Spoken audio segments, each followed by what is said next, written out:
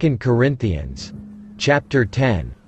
Now I, Paul, myself am pleading with you by the meekness and gentleness of Christ, who in presence am lowly among you, but being absent am bold toward you.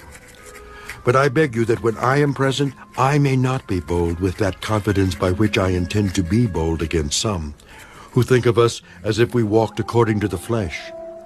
For though we walk in the flesh, we do not war according to the flesh. For the weapons of our warfare are not carnal, but mighty in God for pulling down strongholds, casting down arguments and every high thing that exalts itself against the knowledge of God, bringing every thought into captivity to the obedience of Christ, and being ready to punish all disobedience when your obedience is fulfilled. Do you look at things according to the outward appearance?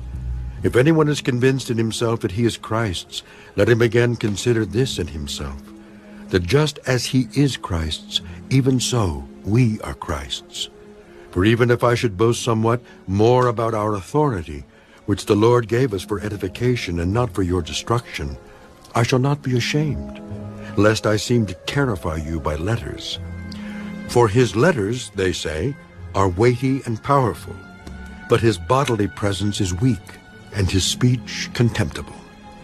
Let such a person consider this, that what we are in word by letters when we are absent, such we will also be in deed when we are present.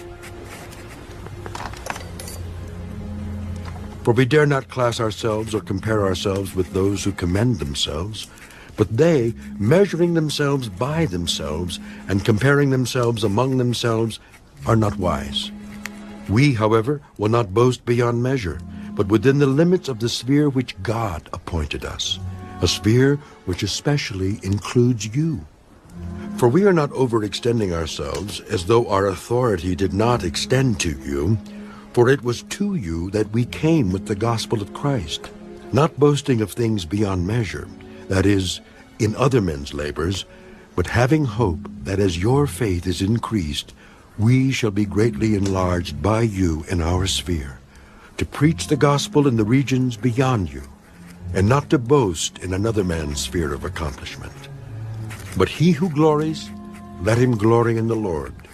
For not he who commends himself is approved, but whom the Lord commends.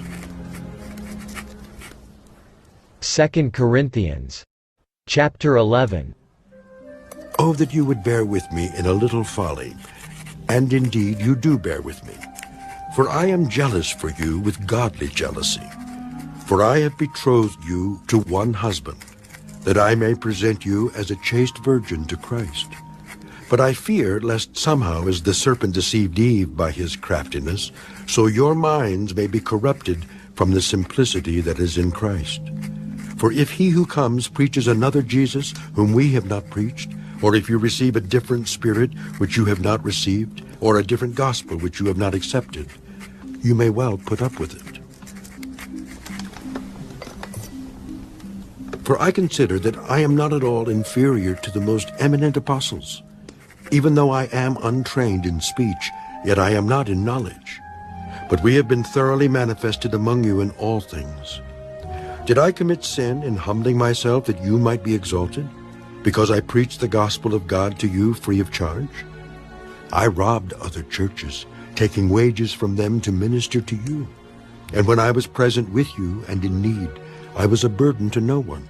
For what I lacked, the brethren who came from Macedonia supplied. And in everything I kept myself from being burdensome to you, and so I will keep myself. As the truth of Christ is in me, no one shall stop me from this boasting in the regions of Achaia. Why? Because I do not love you? God knows.